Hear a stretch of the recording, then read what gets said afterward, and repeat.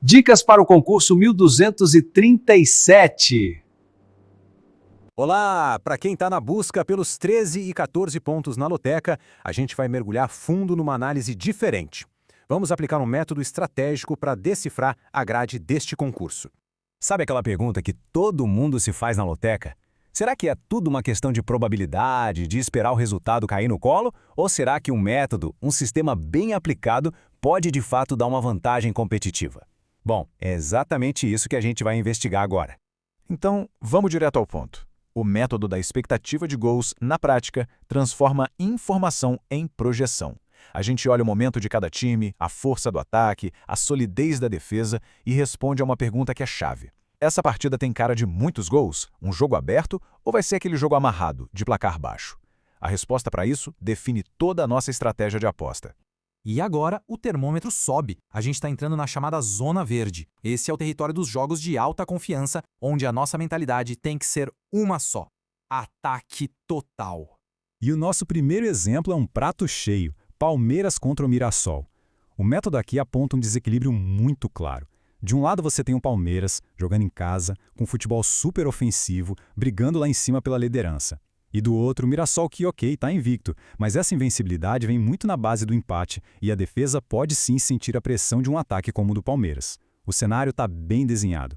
E quando o cenário é esse, a projeção do método é objetiva, é direto ao ponto, como a gente vê aí, coluna 1, sem necessidade de cobertura. Quando tudo aponta para um jogo de favoritismo técnico enorme e com potencial de gols, a decisão é essa, a confiança é máxima. É isso aí. Coluna 1 é um favoritismo muito claro e a estratégia aqui é ser inteligente. A gente vai guardar as nossas jogadas de proteção, os duplos e triplos, para aqueles jogos onde eles são realmente indispensáveis. E continuando aqui na nossa zona verde, o método identifica outro grande desequilíbrio, só que agora lá na Premier League na Inglaterra. O Tottenham vive uma fase que, é desastrosa. São 5 derrotas seguidas.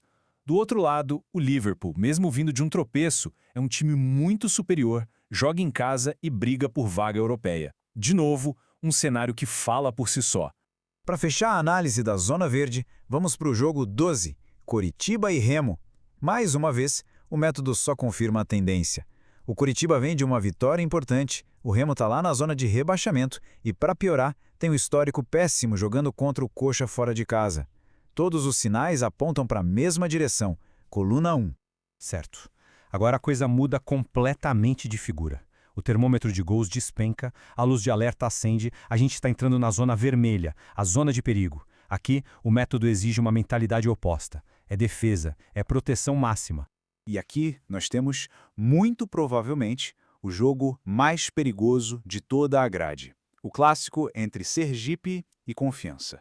Este é o tipo de jogo onde a cautela não é só uma opção, ela é uma obrigação. E olha só como essa tabela detalha perfeitamente as várias camadas de risco que existem aqui. Primeiro, é uma final de campeonato. Segundo, é um clássico de rivalidade local, intensa, os times são muito equilibrados e o histórico mostra que os jogos são decididos no detalhe, com uma tendência fortíssima para o empate, tanto que o jogo de ida foi 1-1, ou seja, qualquer um dos 3 resultados é absolutamente normal de acontecer. Para uma partida com esse nível de imprevisibilidade, a única estratégia que faz sentido é usar o triplo. Isso não é ter medo de arriscar, é exatamente o contrário. É proteger a aposta de forma inteligente contra um cenário de risco altíssimo. E vamos ver como essa estratégia de cobertura se aplica em outro cenário de risco. Pega a final entre Gama e Ceilândia. É outro jogo que acende o alerta. A expectativa é de poucos gols. O Gama até tem um favoritismo, mas o risco de uma surpresa existe.